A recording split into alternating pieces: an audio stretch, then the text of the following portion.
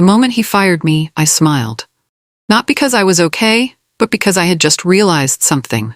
He had no idea who really owned the deal I was building. It all started with an email that appeared on my screen at 8:32 a.m. Effective immediately, your position at Xenix Systems has been terminated. My coffee cup froze midway to my lips. The words blurred, then sharpened again as I blinked. 5 minutes later, my phone buzzed. Bill Carmichael, my boss for the past 2 years. Nothing personal, Avery, he said, his voice dripping with fake sympathy. Just restructuring. You were great support on the Variantech deal. We'll take it from here. Support? I had single-handedly built that deal from scratch. 60-hour weeks, countless red-eye flights, personal relationships with every Variantech executive. This wasn't just business. This was my masterpiece. And Bill hadn't lifted a finger except to show up at the final meetings to oversee things. I glanced at the thick contract binder on my desk, filled with pages and pages of legal language that Bill had never bothered to read. A strange calm washed over me as my fingers traced the edge of the folder. Thanks for the opportunity, I said quietly, and hung up. He has no idea what he just did. 2 weeks before the firing, I sat across from Marcus Chen, Variantech's chief legal officer, in their gleaming conference room. Rain tapped against the floor-to-ceiling windows as I slid the revised contract across the table. I've added something, I said, pointing to section 14.3. A stability clause. Marcus raised an eyebrow. Explain. If Xenix undergoes personnel restructuring before final agreement, I said, highlighting the text, the contract defaults to the primary negotiator's firm or representative. I held my breath. This was bold, maybe too bold. Meaning you? Marcus asked. No, I laughed, keeping my voice casual. It's just to protect Variantech from getting caught in any internal Xenix drama. The primary negotiator is technically Xenix itself. He studied me carefully. We both knew that wasn't quite true. On paper, I was listed as the primary negotiator. Not Xenix, not Bill. It was a technicality, but one with teeth. You expect issues? He asked. I shrugged, maintaining eye contact. In business, I've learned to prepare for everything. He nodded slowly, then pressed his pen to the paper, initialing the section. We trust you, Avery, he said. More than we trust your company, if I'm being honest. Little did I know how prophetic those words would become. It was personal. Dana from HR whispered over the phone the day after my firing. Bill went directly to the board last week, called you too ambitious, and developing conflicting relationships with our clients. My stomach twisted. I paced my apartment, phone pressed to my ear. He actually used the phrase, becoming a threat to the leadership structure. Dana continued. He painted you as gunning for his job. I laughed bitterly. Bill's job had never interested me. I wanted to build things, not manage egos. But the irony wasn't lost on me. By positioning me as a threat, he'd created one. There's more, Dana said, her voice dropping lower. He told the board that Variantech was his relationship, that you were just handling paperwork. He's planning to take full credit at next week's shareholder meeting. My fingers tightened around the phone. 2 months of my life, countless hours of negotiation strategy, rewriting contract sections at 3 a.m., all to be claimed by a man who couldn't even name Variantech's CEO without checking his notes. Thanks, Dana, I said, my mind already racing ahead. I appreciate you telling me. I ended the call, my fingers twitching near my phone. It was time to make another call, one that would change everything. You were fired? Nate's voice crackled through my phone's speaker. That makes 0 sense. You're literally on the verge of closing their biggest deal ever. I'd known Nate Brooks since college. He'd gone from dorm room legal debates to becoming a sharp contract consultant with a reputation for finding creative solutions to corporate problems. Bill felt threatened, I explained, pouring myself a glass of wine. Classic fragile male ego. Forward me that contract, Nate said. I heard keyboard clicks in the background, especially that stability clause you mentioned. I sent the PDF and waited, nervously tapping my fingernails against the wine glass. 5 minutes later, he let out a low whistle. Avery, this is brilliant. Did you know what you were doing when you wrote this? I was protecting myself, I admitted. Just didn't know how soon I'd need it. If this clause is legally valid, and I think it is, you just became Xenix's biggest threat. Nate's voice had that tone I recognized from our study days. the one that meant he'd spotted a game-changing loophole. "Meet me tonight," he said. "My office, 9 o'clock. Bring everything related to this deal." For the first time since the firing, I felt a glimmer of hope. Maybe, just maybe, I could turn this around. Nate's downtown office smelled of coffee and leather as we spread documents across his conference table. Outside, the city lights twinkled like stars. "We need to move fast," he said, typing furiously on his laptop. "First, we create your consulting firm." "My what?" "AJ Consulting LLC, Nate explained. "Named after you. We file tonight, expedite the paperwork, and have you operational by morning." He slid a notepad toward me. "Write your business plan while I draft the articles of incorporation. One sentence. AJ Consulting specializes in high-value technology licensing negotiations." My hand trembled slightly as I wrote. This was happening so fast. "Is this legal?" Nate looked up, eyes serious. "Absolutely. Bill fired you. The contract specifically states what happens next. We're just following the legal path they created." By midnight, AJ Consulting existed on paper. By 2 a.m., we'd prepared a professional email to Tech. Due to unexpected restructuring at Xenix Systems, as per Section 14.3, I will be completing the Tech deal under AJ Consulting LLC. All existing terms remain unchanged. My finger hovered over the send button. Once I pressed it, there would be no going back. "Ready?" Nate asked. I took a deep breath and clicked. I stared at my inbox the next morning, stomach churning. Had I just destroyed my career? Would Tech laugh at my attempt, or worse, report me to Xenix? Then it happened. 40 minutes after sending, a new message appeared. From Marcus Chen, CLO, Tech. Subject Tech Agreement, Change of Representation. The notification sound seemed to echo in my quiet apartment as I clicked to open it. "Dear Miss James, thank you for your notice regarding the transition. After reviewing Section 14.3 and consulting internally, Tech is comfortable proceeding with AJ Consulting as our contract partner. To be frank, we'd actually prefer it that way. Our executive team has developed significant trust in your handling of this negotiation, more so than with Xenix Systems itself. Please provide your new contact details and banking information for the final agreement. Best regards, Marcus Chen." I read it 3 times, my hands shaking. They preferred me over Xenix? I called Nate immediately. "They said yes," I practically shouted when he answered.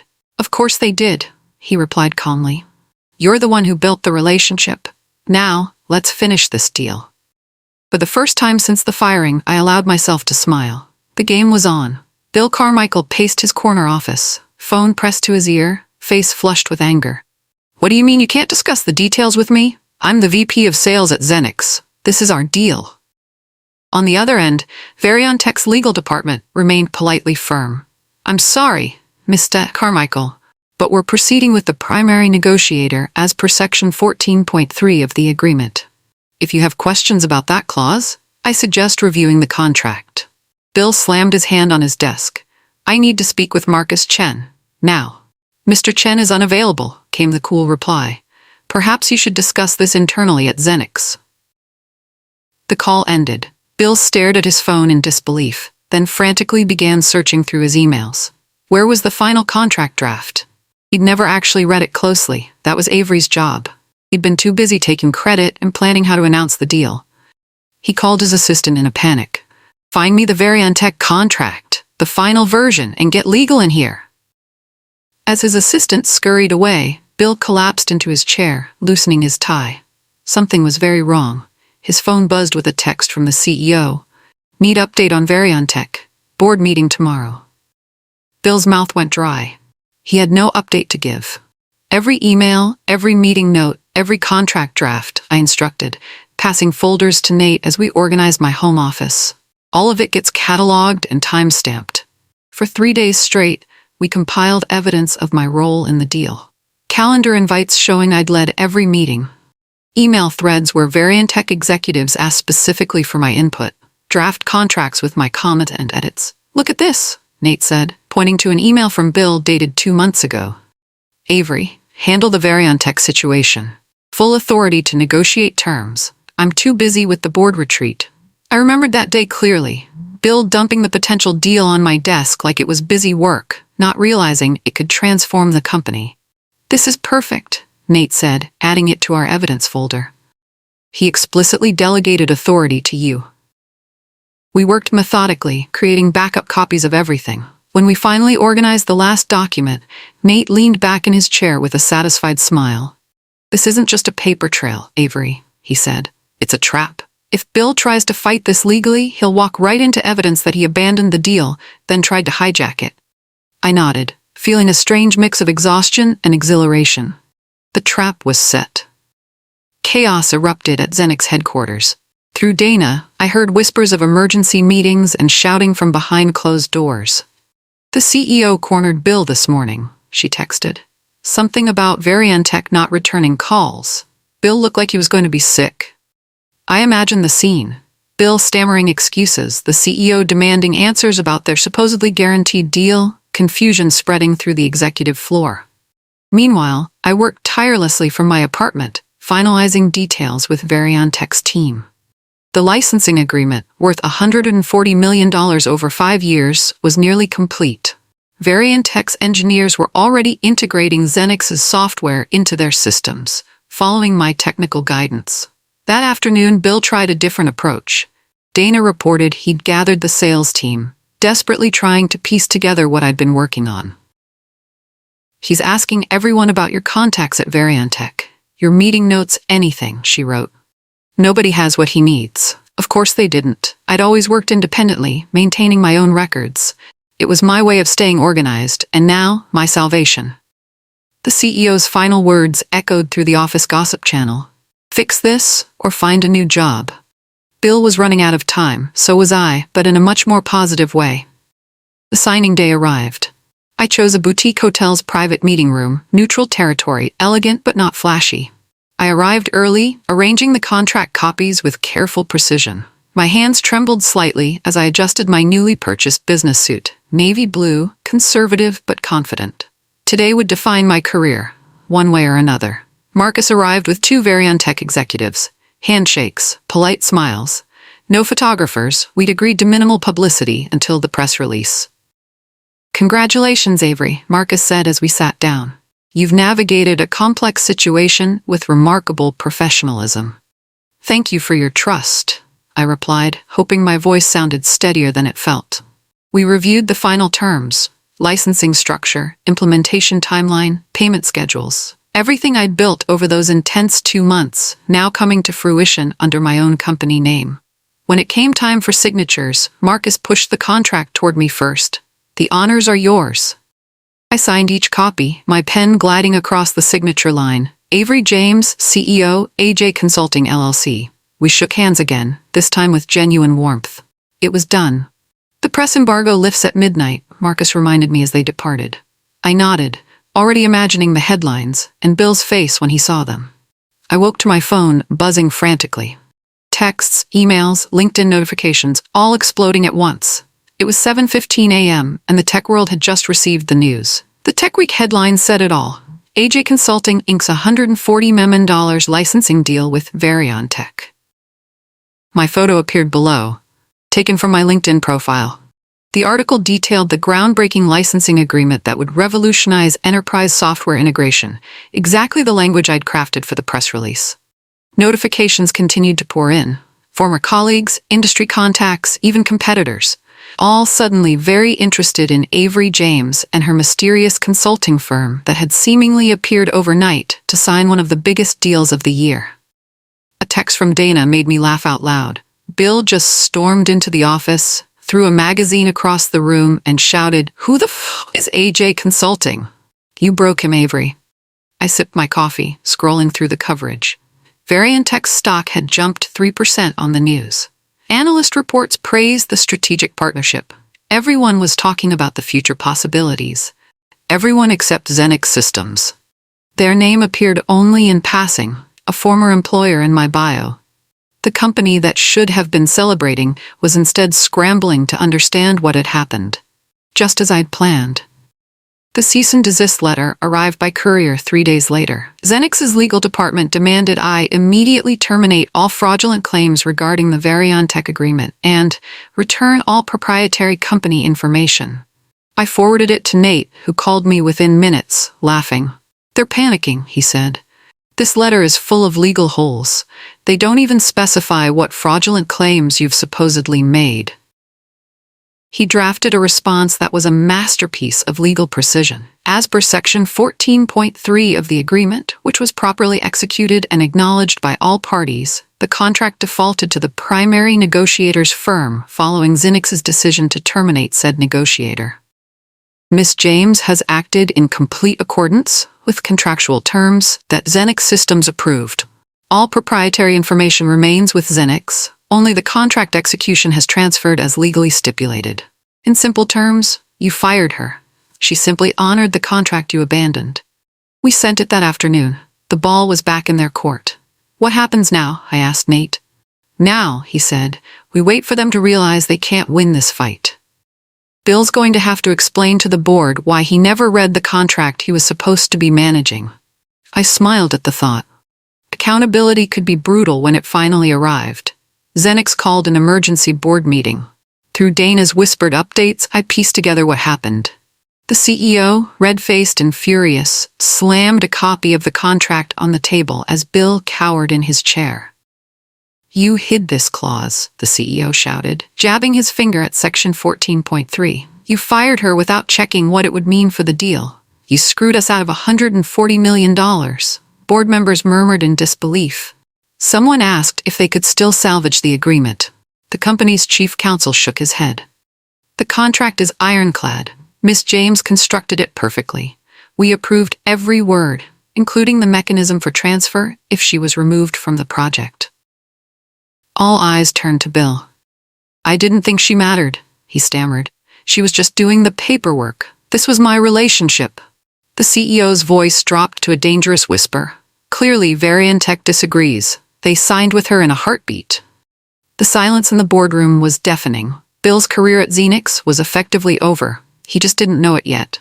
Outside the company, my phone rang constantly with new opportunities. Word was spreading. Avery James wasn't just smart. She was someone who protected herself and played the long game. I need to tell you something, Nate said, his voice serious over dinner at a quiet restaurant a week after the deal closed. I looked up from my pasta, sensing something important coming. Before you called me about the firing, he continued, Zenix had actually reached out to me. My fork froze midway to my mouth. What? They wanted me to quietly audit your contract work, specifically the Variantech deal. He couldn't meet my eyes. Bill commissioned it. He was looking for mistakes, anything to minimize your contribution. The revelation hit me like a punch to the stomach. Nate, my trusted friend, had been hired to undermine me. But when I reviewed your work, he continued quickly, I saw how brilliant it was, how thoroughly you'd protected yourself. When you called me after the firing, I'd already decided not to help them. I chose to help you instead. I set down my fork, processing this betrayal that had somehow turned into loyalty. You were spying on me? I finally managed. Initially, yes, he admitted, but I switched sides when I saw what was happening. I couldn't be part of them trying to steal your work. I stared at him, unsure whether to feel grateful or furious. I spent the next day wrestling with Nate's confession. Had he really changed sides, or was this another angle I couldn't see?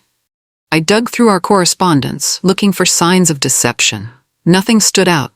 His guidance had been flawless, his strategy sound. If he'd wanted to sabotage me, he'd had countless opportunities. Finally, I called him. I'm still processing what you told me, I said bluntly. I understand, he replied. Trust is earned. I'm prepared to keep earning yours. I considered my options. The deal was signed. The victory secured. Did I really want to lose my most valuable ally over what might have been? I'll keep working with you, I decided. For now, but full transparency from here forward. Absolutely, he agreed, relief evident in his voice. And Nate? I added. We're not even close to done. Because while signing the Variantech deal under my own name was satisfying, I was beginning to see a bigger picture. This wasn't just about one contract or getting back at Bill. This was about establishing myself as a power player, someone who couldn't be discarded or diminished. The foundation was laid. Now it was time to build. Zenix's stock dropped 14% in a single day. I watched the ticker on my laptop, sipping coffee in my new office, a modest space I'd leased in a downtown high-rise. The market's reaction was swift and brutal. Investors hate surprises, and Xenix had just delivered a big one. Financial news sites ran analyses of what they called the Variantech fumble. Industry blogs picked apart how Xenix had lost control of their biggest opportunity in years. Comment sections filled with speculation about internal chaos. The company's PR team scrambled to control the narrative, releasing a statement claiming they were exploring multiple strategic partnerships, and that the Variantech situation was just one facet of a broader growth strategy. Nobody was buying it. Meanwhile, my phone wouldn't stop ringing. Reporters wanted interviews. Recruiters offered executive positions. Former colleagues sent congratulatory messages, many adding, "I always knew Bill was threatened by you." I declined most interview requests, letting the contract speak for itself. My only public statement was simple: I'm proud of the agreement with Variantech and look forward to ensuring its successful implementation. Behind the scenes, I was already planning my next moves, because when your opponent is drowning, that's exactly when you should build a bigger boat. "We want in," said the voice on the other end of the call. "Whatever you're building next, we want to be part of it." It was Jason Winters, VP of Innovation at Techcore, one of Xenix's biggest competitors. This was my third such call this week. "I'm listening," I replied carefully. "We've been watching the Variantech situation," he continued. "Impressive work. Our CEO would like to meet with you, discreetly, of course." The tech industry operates on whispers and reputation. In just 2 weeks, I'd become someone worth whispering about. The woman who outmaneuvered a corporate giant. The strategist who protected herself with a single brilliant clause. I scheduled the meeting with Techcore, along with similar conversations with 2 other companies. Not to spite Xenix, but because these were opportunities I'd earned. Nate helped me prepare a standard NDA and consulting agreement. "You're in a unique position," he advised. "You understand Xenix's software ecosystem, but aren't bound by non-compete clauses since they fired you." I nodded, considering the possibilities. "I'm not looking to burn Xenix to the ground," I said, "but I won't turn down legitimate opportunities that come my way." "That's what makes you dangerous," Nate replied with a smile. "You're playing chess while they're still figuring out how they lost at checkers." I was reviewing Techcore's proposal when Dana called, her voice tight with urgency. "Check your email," she said. "Now." I opened my inbox to find screenshots of internal Xenix emails. My blood ran cold as I read them. "Bill to HR Director. Need to ensure Avery James is blacklisted with all our partners. Create a confidential notice about her breach of ethics." HR Director to Bill. "Without evidence of misconduct, this creates legal exposure for us." Bill to HR. "Then find something. Check her expense reports, computer usage, anything. She can't just walk away with our deal." I sat back, jaw clenched tight.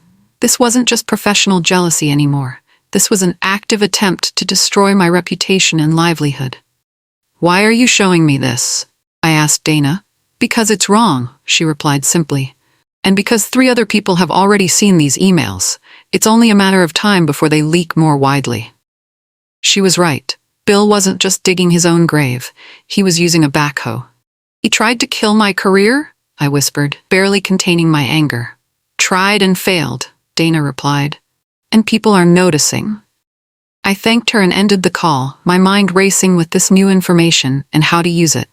I decided to break my silence with one strategic interview, not with Tech Week or any industry publication, but with Business Ethics Review, a respected journal known for thoughtful analysis rather than sensationalism. For 2 hours, I sat with their senior editor in a quiet coffee shop, carefully sharing my story. I kept it factual and professional, avoiding personal attacks against Bill or Xenix. "I was terminated without warning while negotiating a major contract," I explained. Fortunately, I had included standard contingency language that protected both the client and the primary negotiator in case of unexpected changes. When asked about the aftermath, I simply confirmed that Variantech had chosen to proceed with me rather than Xenix. "Why go public now?" the editor asked. "Because principles matter in business," I replied.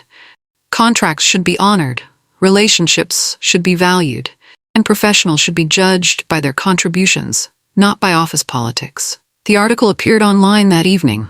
By morning, comment sections exploded with support. Former Xenix employees shared their own stories of toxic leadership. Industry veterans praised my foresight and professionalism. What I didn't mention in the interview was the blacklisting attempt. That card remained in my hand, ready to be played if necessary. Meanwhile, at Xenix, the walls were closing in on Bill Carmichael. The Xenix board of directors convened on a rainy Thursday morning. Security was tight. No assistants, no phones, no interruptions. Bill arrived early, armed with a folder of documents he hoped would save his career. His strategy was desperate: paint me as a corporate saboteur who had deliberately manipulated the contract. The meeting began with grim faces around the polished table. The CEO's opening statement was brief. "We're here to determine accountability for the Variontech situation and decide appropriate next steps." Bill launched into his defense, his voice rising as he described my calculated betrayal. He accused me of deliberately hiding the stability clause, of intentionally positioning myself to steal the deal. When he finished, the room fell silent. Then the chief counsel spoke.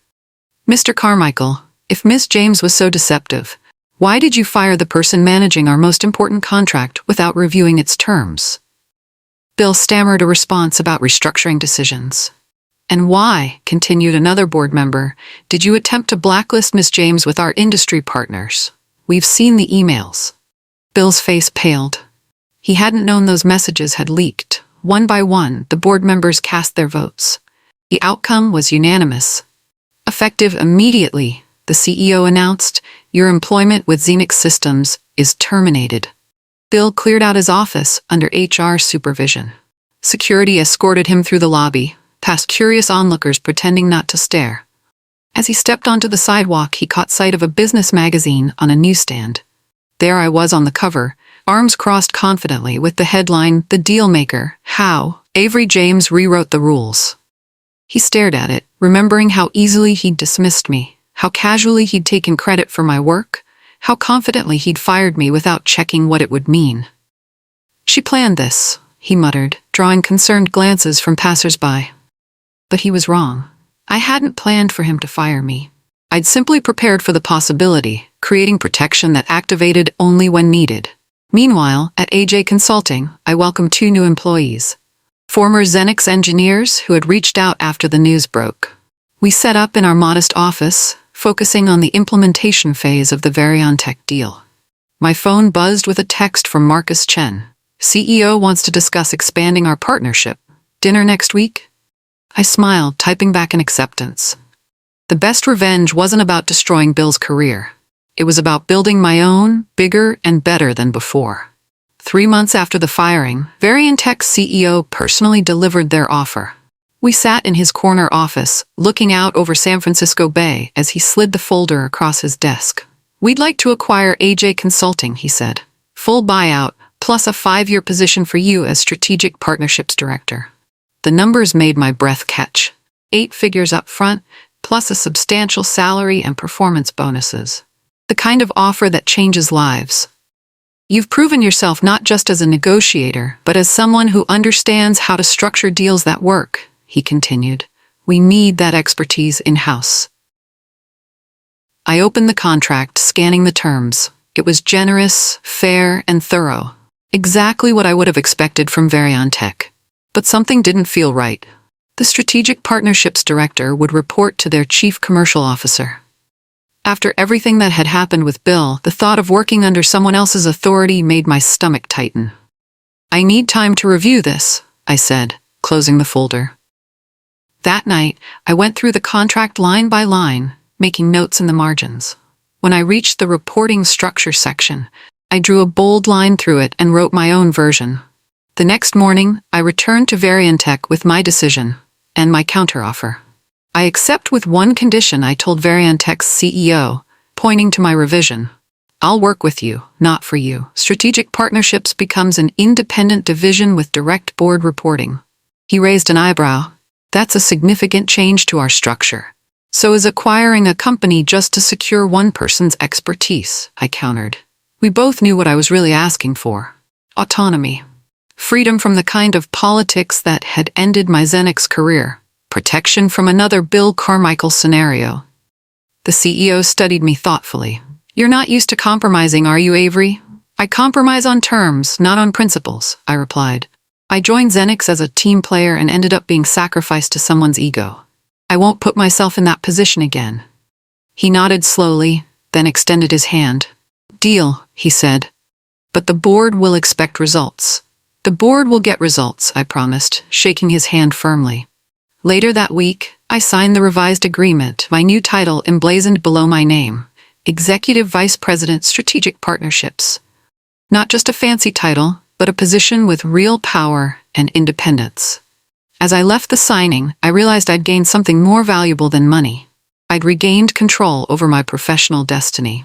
6 months after joining Variantech, I launched the Women in Tech Leadership Fund using part of my acquisition payment. Its mission, mentoring women in business and technology who faced circumstances similar to mine. The fund provided legal education, contract workshops, and career coaching. We taught women how to document their contributions, protect their work, and recognize warning signs of toxic leadership. At our first workshop, I shared my story with 50 attendees. I nearly walked away, I admitted. The night I was fired, I almost accepted defeat. Hands raised with questions. How did you find the courage? Weren't you afraid of backlash? How do you know when to fight and when to move on? I answered honestly, emphasizing that my story wasn't about revenge. It was about preparation meeting opportunity. About having the foresight to protect yourself in a world where loyalty isn't always reciprocated. As the event ended, a young woman approached me privately. I just got fired, she said, her voice shaking. My boss took credit for my project, then let me go when I confronted him. Can you help me? I looked at her, determined despite her pain, talented but underestimated, and saw myself from just months ago. Yes, I said, taking her contact information. That's exactly why we're here. 1 year to the day after my firing, I walked past Xenix Systems headquarters. The building looked the same, but the company had changed dramatically. Their stock had never fully recovered. They'd lost key talent to competitors. The CEO had been replaced following a vote of no confidence. I paused at a coffee cart across the street, ordering a latte. On the vendor's small TV, a business news ticker scrolled. Xenix Systems under SEC investigation for disclosure failures related to lost Variantech deal. I sipped my coffee, watching employees hurry into the building. Some faces I recognized, many I didn't. None of them noticed me. Just another successful-looking professional on a busy street. My phone buzzed with a calendar alert. Board meeting at Variantech in an hour. I needed to present our quarterly partnership results, which had exceeded projections by 28%. After that, I had interviews scheduled with 2 candidates for our expanding team. Then dinner with Nate to discuss a new venture we were exploring. I took a final look at the Xenix building, feeling neither bitterness nor satisfaction. Just a quiet acknowledgement of how much had changed. Restructuring, I whispered to myself, echoing Bill's words from that firing call. Guess we both had one. I turned and walked away, leaving the past behind with each step forward.